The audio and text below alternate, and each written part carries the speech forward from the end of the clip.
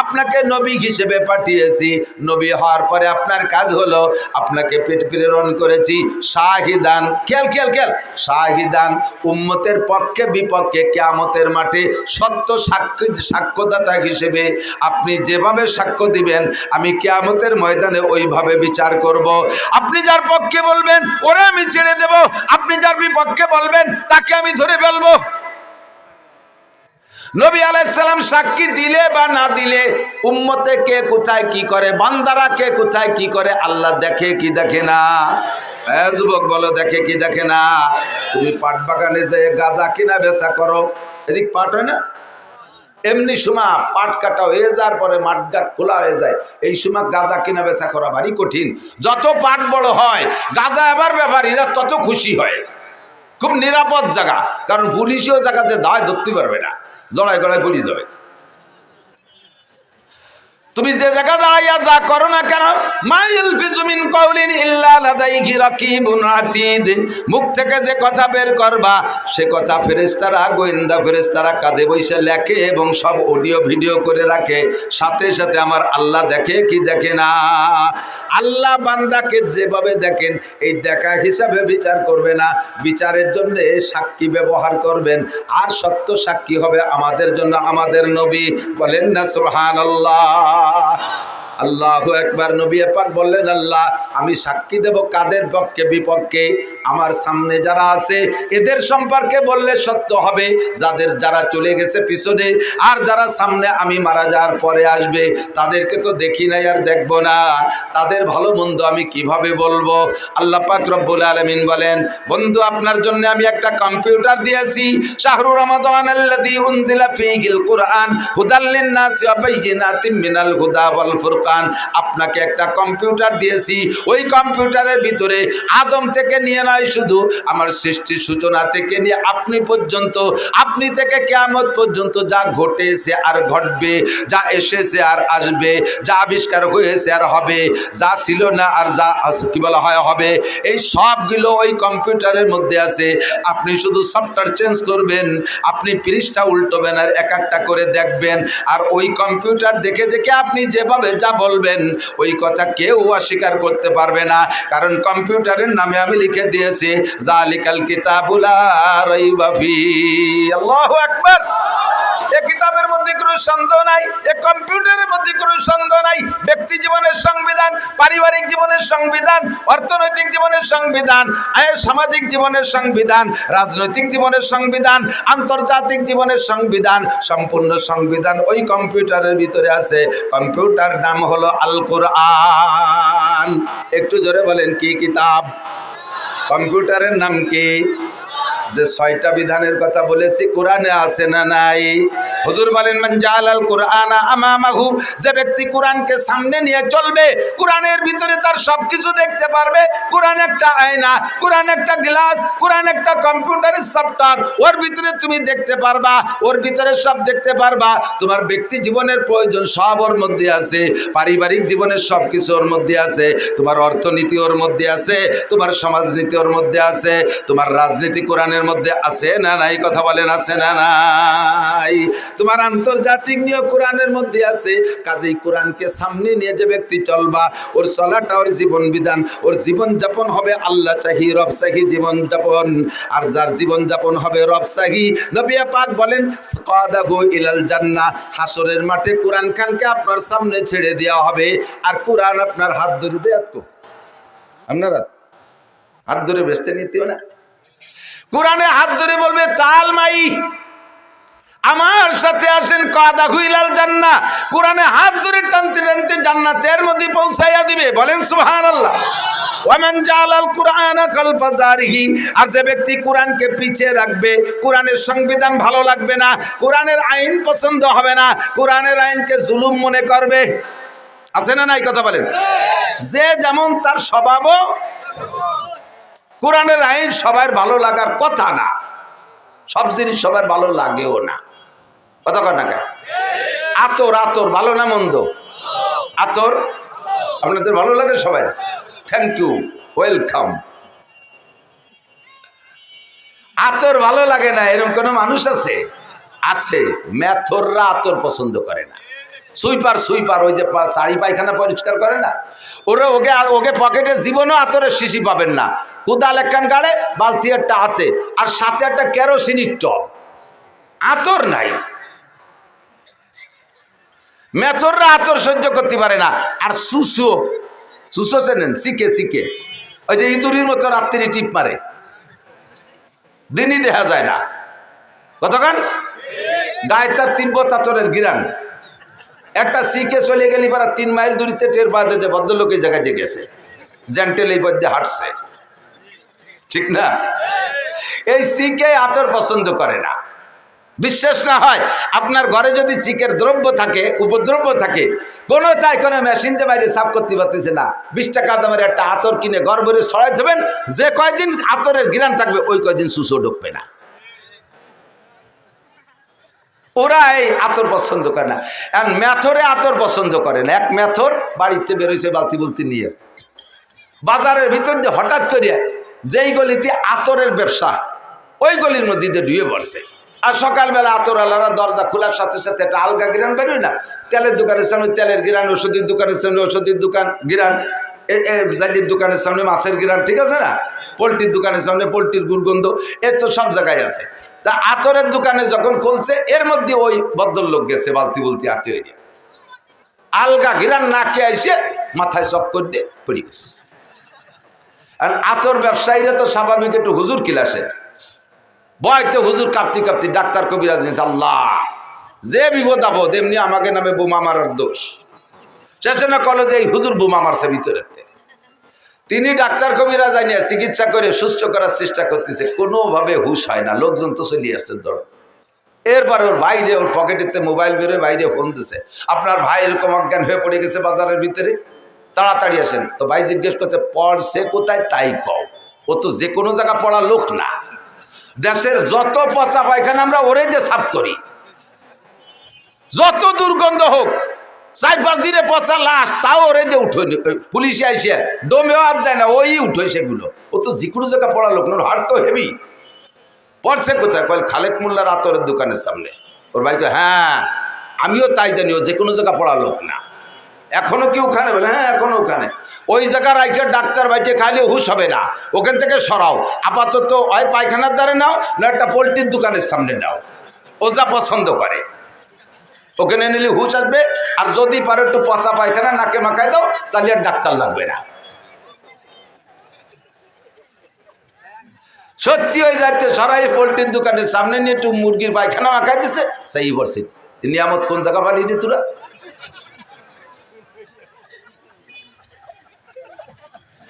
কদরে গওহার সাবদানা দিয়া বিদানাত জওহারি, কদরে গওহার জাব সাবদানা দিয়া বিদানাত জওহারি, কদরে গুলবুল বেদানা দিয়া বেদানাত সাপরি। ও দোস্ত, আতরের মর্যাদা সবাই বোঝে না। মেথরে আতর পছন্দ করে না, শিখে সুসোয় আতর পছন্দ করে না। কিন্তু এই বলে কি আতর ভালো না মন্দ? মন্দ না ভালো? আল্লাহ পছন্দ করে। নবী পাক বলেন, হুব্বিবা ইলাইয়া মিন দুনিয়াকুম সালাস, এই দুনিয়ার কিচ্ছু আমার ভালো লাগে না, এই দুনিয়ার কোনোটা ভালো লাগে না, মাত্র 3টে জিনিস ভালো লাগে। তার ভিতরে 1 নম্বরে আত্মীব, হুজুরকে আমার সুগন্ধি ভালো লাগে, আমার আতর ভালো লাগে। নবী পাক রাস্তা দিয়ে বিনা আতর মাখানোতেও যদি কদ্দুর হেঁটে যাইতেন, 3-4-5 মাইল দূরের থেকে সাহাবায়ে কেরাম কের কাছে জিজ্ঞাসা করা লাগতো না, এমনি টের পাইতো এই পথে হুজুর গিয়েছেন। হুজুরের লুকআপ দিয়েছিলেন বিতি বিন নাসার, খুশবু ছড়ানেওয়ালা। নবী পাক হেঁটে গেলে গায়ের থেকে একটা সুগন্ধি বের হইতো। আমার নবী যখন ঘামে যাইতেন, গাম আতরের চাইতে সুগন্ধি ছিল। সাহাবায়ে কেরাম গায়ের থেকে শিশি বোতল ভরে রাখতেন নবী পাকের ঘাম, আর এই বিভিন্ন মূল্যবান সময় ওই ঘামকে আতরের কাজে ব্যবহার করতেন। আতর পছন্দ করেন ফেরেশতারা, আতর সুগন্ধি পছন্দ করতেন নবী রাসূলরা। আতর পছন্দ করে জিন ফেরেশতারা, আতর পছন্দ করে রুচিশীল মানুষরা, আতর পছন্দ করে না মেথর আর সুইপার। কতক্ষণ কোরআনের সংবিধান ভালোবাসে আল্লাহ, কোরআনের সংবিধান ভালোবাসে ফেরেশতারা, কোরআনের সংবিধান ভালোবাসেন আম্বিয়া আলাইহিমুস সালাম, কোরআনের সংবিধান ভালোবাসে আবু হানিফা, শাফি, আহমদ, মালিক, বুখারী, মুসলিম, তিরমিজিওয়ালা, আব্দুল কাদের জিলানী, মঈনুদ্দিন চিশতি, নিজামুদ্দিন আউলিয়া, কুতুবউদ্দিন বখতিয়ার কাকি, শাহ ওলিউল্লাহ মুহাদ্দিসে দেহলভী, শাহ আব্দুল কাদের মুহাদ্দিসে দেহলভী, শাহ আব্দুল কাদের জিলানী রাহমাতুল্লাহ আলাইহি, আরে আশরাফ আলী থানভী, হুসাইন আহমদ মাদানী, রশিদ আহমদ গাঙ্গুহি, আশা শামসুল হক ফরিদপুরি, মোহাম্মদুল্লাহ হাফেজি, মুফতি আব্দুল গফফার, মুফতি ইসমাতুল্লাহ কাসেমি, আমার এলাকার নামাজি মুসলমান, আমার এলাকার মুসলমান, আমার এলাকার মুসলমান, আমাদের দুনিয়া বাঙালি মুসলমান কোরআন ভালোবাসে, কোরআনের সংবিধান ভালোবাসে। কথা বলেন। যেই কোরআনী সংবিধান ভালোবাসে না তারে আমরা কি বলতে পারি? যে আতর পছন্দ করে না তারও যা বলতে পারি। কোরআনী সংবিধান যে পছন্দ করে না তারও সেই মেথরা আর সিকে বলতে পারি। ওটা সুইপার আর সিকা, সুইপার আর দাঁড় কাউয়া, কাউয়া সেরেন কাউয়া, কাউয়া দুই প্রকার, দাঁড় কাকার পাতিকার। তার ভিতরে দাঁড় কাউয়াটা হলো বেশি নোংরা জাত। ও পাইছে বিলির মধ্যে যাইয়ে চকের মধ্যে যে একটা শামুক পচা, পচা শামুক, শামুক পয়সে শীত হয়ে রয়েছে, ভিতরের মাংসটা পয়সে আর পোকা বিড়বির করতেছে। ও তো খুশিতে বাঘ বাঘ একে চুমুকি বোতল খালি রেলেছে। এরপরে এত গিরানালা বোতল, দুনিয়ায় যত যা কিছুতে দুর্গন্ধ আছে তার ভিতরে অন্যতম দুর্গন্ধ হলো পচা শামুক আর পচা ডিম। এর চাইতে বেশি দুর্গন্ধ আর কোনোটাই নাই। আছে এর চেয়ে বেশি দুর্গন্ধ হলো গালে গন্ধ। গালে গন্ধটা এর সব চাইতে বিশ্রী লাগে। কথা কন এ আইসে গেছে একটু কয়ে দিয়ে যাই, এটা আদব আদর্শ। অনেকে মোহাব্বতের ঠেলায় একেবারে কাছে আইসে নাকের পর মুখ নিয়ে মুখ মিশে কথা কইতে চায়। আমার মুখে একটা গন্ধ আছে, এটা আমি টের পাই না। যদি আমি টের পাইতাম আমার মুখের গন্ধ তালি ওই গন্ধে বমি হতে মরি যেতাম। যার যার মুখের গন্ধ সে টের পায় না, একজনেরটা আর একজনের খারাপ লাগে, ঠিক না? নাকের পর আইছে মুখ মিশাইয়া মোহাব্বতের ঠেলায় মুখ মিশাই কথা বলতেছে। এত যে কই যে ভাই একটু সরিয়ে বসেন, আর কি কয়ে সরাবো? যদি কই তোমার গালে গন্ধ তাহলে ওর কষ্ট হইবে না, তা তো কওয়া যায় না। কিন্তু বক্কাত বক্কাত করিয়েছে নাকতিছে নাকের মধ্যে, মাথা ঘুরিয়ে যাচ্ছে ওর গালের গন্ধের জ্বালায়। দায় থেকে জায়গায় জায়গায় আমি কই ভাই আমার মুখে একটু গন্ধ আছে, আপনার কষ্ট হতে পারে, একটু সরিয়ে বসেন। এছাড়া আর কি কব? কান্দি দেই। মানুষের সাথে কথা বলার আদব হলো দূরত্ব বজায় রেখে কথা বলা, দূরত্ব বজায় রেখে কথা বলা। মুখের সাথে অনেকের মুখে একটু কথা বলার সময় থুক সেটে হালকা বার্তা সিটে পারে, এটা কোনো আইব না, এটা আল্লাহ যারা যেরকম বানাইছে। এখন এই মুখ থেকে থুক সেটে আপনি মহির বয়সে কথা বলতেছেন, গাল ভরা পান রয়েছে, ফস ফস করে স্প্রে অতি তালে রয়েছে।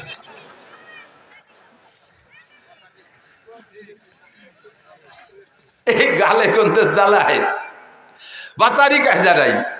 এই আমি আর লেখত ভাই দুইজনে যাচ্ছি এই ঢাকা, হাফিজুর রহমান সিদ্দিকে দাওয়াত দিয়েছে, ওর হইলে দুপুরে কানার দান। আমরা একসাথে গেছি, সে সময় ব্রিজ চালু হয়নি, ফেরিতে উঠছি। এই নগর কান্দানা সালতার কেটা যেন একজন যুবক ফেরির ওই মাথাতে আমারে দেখিয়া লোকের মধ্যে মার মার করতে করতে ছুটে চলে আইছে। আয় সেই জড়ায় ধরছে, এমন ভেবে আংটার মতো জড়াই দিকে হুজুর কান্দিয়ে দিয়েছে না, আইসে দিয়েছে তা জানি না, গলা জড়াই দিয়ে ওই পাশে মুখ। সারা জীবন ধরে আপনারা দুইবার দেখছি, তার প্রথম আজকে। সারা জীবনে আমার দুইবার দেখছি, তার প্রথম বলে আইস। আইস প্রথম হলি আর দুইবার হতে আর একদিন কবে? আর একদিন আগে এক জায়গা, তো সেদিন আগে না প্রথম না আজকে প্রথম। হুজুর খুশিতে মনে নাই কি খবরের পাইনি। এই খুশি হতে যাই ওদারে কাঁদতেছে না হাসতেছে জানি না, গাল ভরা ছিল খয়ের দিয়ে কাঁচা সুগর দিয়ে পান খাওয়া, ফস ফস করে 12 এবার পিঠ স্প্রে হয়ে গেছে, লাল হয়ে গেছে। তোমার এত ভালো জানতে পেরেছে কিনা? পচা শামুক, পচা ডিম, গালে গন্ধ, জম্মের খুব দুর্গন্ধ, এটা খুব ঘৃণিত গন্ধ। দাঁড়কাউ এবার পচা শামুকেরটা পাইয়া ভিতরে মালটুক সুমুক দেখাইয়া বোতলটারে এই শামুকটারে মুখে করে নেউড়াল দিয়ে যাইয়া দাঁড়াইছে নারকেল গাছের ডালের পর। নিচের দিক তাকায় দেখে গোলাপের বাগান, জবা ফুলের বাগান, হাসনাকিনের বাগান, রজনীগন্ধার বাগান, বিভিন্ন ফুল দিয়ে একটা পার্ক বানাইছে, একটা বাগান বানাইছে। ওর ভিতরে গোলাপের ডগায় একটা বুলবুল পাখি বসা, বুলবুল পাখিটা ফুলের মধ্যে মুখ দিয়ে মাঝে মাঝে মধু খায় আর একটু কুহু কুহু করে ডাকে। বুজুর্গানে দিন বলেন সদায়ে কুমরিয়া বাসাদ বকুকু बगोशे मंदराया दल लगो हो चमन में चू चुकर गाते हैं बुलबुल के फूलों में अल्लाह मियाँ तू ही तो है तू ही तो तू ही तो है तू ही तो আমরা শুনি কুহু কুহু করে ডাকে আসলেও কয় আল্লাহ মিয়া তু হি তু হয় তু হি তু আল্লাহ ফুলের মধ্যে তুমি ফলের মধ্যে তুমি মধুর মধ্যে তুমি পানির মধ্যে তুমি ফুলের পাপড়ির মধ্যে তুমি তাই তোমার জিকির করি আর তোমার মধু খাই ও তো আল্লাহর প্রেমে পড়ে গেছে ফুলের মধ্যে মুখ দিয়া ও জিকির করে আর মধু খায় ওর ওই অবস্থা দিকে কাউও নারকেল ডালে নারকেল গাছের ডালে বসিয়া নিচের দিক তাকায় দেয় যে বুলবুল পাখিতে এই করতেছে এবার বুলবুল পাখিরে কাউ ওই জায়গা বসে ধিক্কার দেয় ভৎসনা দেয় গালি দেয় তিরস্কার করে ও বুলবুল পাখি তুই আমার পাখি বংশের কলঙ্ক আমার পাখি বংশের ইজ্জত গেছে তোর নামে জীবনে কোনোদিন একটা মারা গরু খেয়ে দেখলি না কোনোদিন একটু পচা শামুক খেয়ে দেখলি না কি স্বাদ কোনোদিন একটা মরা মুরগি খেয়ে দেখলি না পায়খানাতে দুটি ফুকা খেয়ে দেখলি না সারাটা জীবন ফুলের মধ্যে মুখ দিয়ে বসে বসে জীবনটা বৃথা নষ্ট করলি তোর কারণে আমার পাখি বংশের কেলেঙ্কারি তোর মতো দুশ্চরিত্রের পাখি হতে পারে না সারা জীবন ফুলের মধ্যে মুখ দিয়ে বসে রয়েছিস কাউ জোরে গালি দেয় বুলবুল পাখি কয় তোর মতো এরকম অকথ্য ভাষায় তো আমি বলতে পারবো না আমি তোর আরবিতে জবাব দেই লা তালুমনি আও ফালুমনি ইন্নামা কুলতু মা কুলতু আবি আমরুন জালাল হে কাউয়া তুই আমারে গালি দিস আর ভৎসনা করিস ধিক্কার দিস আর তিরস্কার করিস কিচ্ছু আসে যায় না আরে তোরে জীবনে কেউ কোনোদিন ভালো হাদিয়া দেয় না তোরে দেখলি সবাই ঢিল মারে কাউরে কি ঢিল মারে না তোরে দেখলি সবাই তাড়া করে ঢিল মারে আর আমি বুলবুল পাখি ফুলের ডগায় বসলে ক্যামেরাম্যানরা এসে ছবি তুলে নিয়ে আমারে দিয়ে একটা ক্যালেন্ডার বানায় আরে আমারে কতজনে কতভাবে লেখে আমার জীবন চরিত্র লেখে আমার ইতিহাস তারা রচনা করে আমারে আদর করে ফেরেশতারা আমারে আদর করে নবী রাসূল আমাকে আদর করে জিন ইনসান আমাকে আদর করে উলামায়ে কেরাম আমাকে আদর করে রুচিশীল মানুষ আর তোরে সবাই ঢিল মারে তোর মতো কাউ আমারে গালাগালি করলে কিছু আসে যায় না কথা বলুন ঠিক কি ঠিক না আপনারা এখানে বসে কোরআনের ফুলের ভিতরে মুখ দিয়ে মধু খাইতেছেন মাঝে মাঝে সুবহানাল্লাহ বলতেছেন মাঝে মাঝে আলহামদুলিল্লাহ বলতেছেন কোরআনকে সমর্থন করতেছেন হাদিসকে সমর্থন করতেছেন আল্লাহকে সমর্থন করতেছেন রাসূলকে সমর্থন করতেছেন জান্নাতের আশায় বসে বসে জিকির ফিকির আর দোয়া দুরুদের মধ্যে কাটাইতেছেন এক শ্রেণীর কাউয়া মার্কা তারা আপনাদেরকে বুলবুল পাখি মনে কইরা আপনাদেরকে তিরস্কার করবে আমি সহ করবে ভাই দেখো এক বলদ কিভাবে চিল্লায় আর কতগুলো বলদ হা করে বসে রইছে আমরা তাকে বলবো ও কাউও খা তুই জীবন ভরে পচা শামুক খা কতক্ষণ এখনো টেলিভিশনের পচা শামুক মুখে নিয়ে বসে আছে মোবাইলের পচা শামুক মুখে নিয়ে বসে আছে বিড়ি সিগারেটের পচা শামুক মুখে নিয়ে বসে আছে মদ গাঁজা আবার ফেন্সিডিলের পচা শামুক নিয়ে বসে আছে মোবাইলের ভিতরে ল্যাংটা ছবি আর কি বলা হয় ওর ভিতরে গেম খেলার মধ্যে ডুবে বসে আছে আমরা তোমাকে কাউর চাইতে বেশি একটা ভালো মনে করি না তুমি আমাদেরকে গালি দিলে কিচ্ছু আসে আর যায় না শাহরু রমাদানাল্লাযী উনজিলা ফীহিল কুরআন আল্লাহ পাক কোরআনে কারীম নাযিল করেছেন রমজান মাসে ফীহি হুদাল লিন-নাস ওয়া বায়িনাতিন মিনাল হুদা ওয়াল ফুরকান আদম থেকে নবী পর্যন্ত নবী থেকে কিয়ামত পর্যন্ত যত যাহা কিছু আছে সব কোরআনে আছে না নাই একটা একটা করে পৃষ্ঠা উল্টাবে দেখে দেখে বলবে হে নূহ নবীর উম্মত তোমরা নবীর সাথে এই করেছো ইব্রাহিম নবীর উম্মত হে নমরুদ তুই আমার ইব্রাহিম খলিলের সাথে এই আচরণ করেছো আমার নবী কোরআন পড়ে পড়ে সাক্ষী দেবে নমরুদ অস্বীকার করতে পারবে না ফিরাউন তুমি মুসার সাথে এই আচরণ করেছো নবী পাক সাক্ষী দিবেন ফিরাউন অস্বীকার করতে পারবে না আমরা এই সব গল্প কোরআনের মধ্যে পেয়েছি আর কোরআন কি সত্য না মিথ্যা কোরআনের মধ্যে সন্দেহ আছে যুবক বলো আছে যদি কেউ কোরআন সম্পর্কে কটূক্তি করে আল্লাহ সম্পর্কে যদি কেউ বেয়াদবি করে তার জন্য আমরা কোর্ট কাছারি আদালত ফৌজদারির অপেক্ষা করতে রাজি আমরা তাৎক্ষণিকভাবে তাকে জবাব দিয়ে দেব এই আবাল সরকার বাউল সরকার কয় আল্লাহ মুখ দিয়ে কথা কয় না হুক দিয়ে কথা কয় এ বাউল ভক্ত, নগরকান্দা সালতা ফরিদপুরের বাউল ভক্ত যদি কেউ থাকো, কিয়ামতের ময়দানে যদি আখিরাতকে বিশ্বাস করো, আল্লাহর সামনে দাঁড়াইতে হবে বিশ্বাস করো, আজকেই তওবা করো তোমার বাউল গানকে, তোমার বাউল ফাউল। এই আবাল ফাউল কত বড় জঘন্য কথা বলেছে, কয় আল্লাহ এক মুখে পাঁচ কথা কয়। তাহলে আল্লাহ কি মুখ দিয়ে কথা কয় না হুক দিয়ে কথা কয়? তার মানে পাছায় দিয়ে কথা কয় নাকি আল্লাহ? কি কি কয় আল্লাহ এক মুখে? কয় আল্লাহ একবার কয় আউয়ালু মা খালাকাল্লাহুল ইশক, আল্লাহ প্রথম কইলে আমি ইশক বানাইছি। একটু পরে আবার কয় আউয়ালু মা খালাকাল্লাহু নূরি, আল্লাহ একটু পরে কয় আমি সর্বপ্রথম নূর বানাইছি, মুহাম্মাদের নূর। এরপরে একটু পরে কয় আল্লাহ কয় আউয়ালু মা খালাকাল্লাহু আরশ, আমি আল্লাহ সর্বপ্রথম আরশ বানাইছি। এরপরে কয় আউয়ালু মা খালাকাল্লাহুল কলম, আল্লাহ সর্বপ্রথম কলম বানাইছে। এরপরে আবার কয় আউয়ালু মা খালাকাল্লাহুল কদর, আমি আল্লাহ সর্বপ্রথম তকদির বানাইছি। তাহলে সর্বপ্রথম কয়বার হয়? আল্লাহ এক মুখে পাঁচবার সর্বপ্রথম কয়। আল্লাহ কি মুখ দিয়ে কথা কয় না পাছায় দিয়ে কথা কয়? এই বেয়াদবি আচরণ করেছে আবাল সরকার। ওরে কি শুধু জেলে আটকাইলে হবে না, ফাঁসি দিতে হবে? যুবক বলো, ওরে কিসে দিতে হবে? কিসে দিতে হবে? ওরে হাজার বার ফাঁসি দিল এই বিচার হয় না, কথা বলেন? ওরে ফাঁসি দেওয়ার পরে পুড়াইয়ে শেষ করে দেওয়া উচিত, যেহেতু পোড়ানো এটা আল্লাহর বিচার, মানুষে পোড়াইতে পারে না, কাজেই সে থেকে বাদ দিলাম। কিন্তু তারে ফাঁসি না দিলে আমাদের কলিজা ঠান্ডা হবে না। আল্লাহু আকবার! কত বড় গুস্তাখ আর কত বড় বেয়াদব! আমার কোরআনের মধ্যে সন্দেহ? এই কোরআন দিয়ে কিয়ামতে নবী পাক সাক্ষী দিবেন।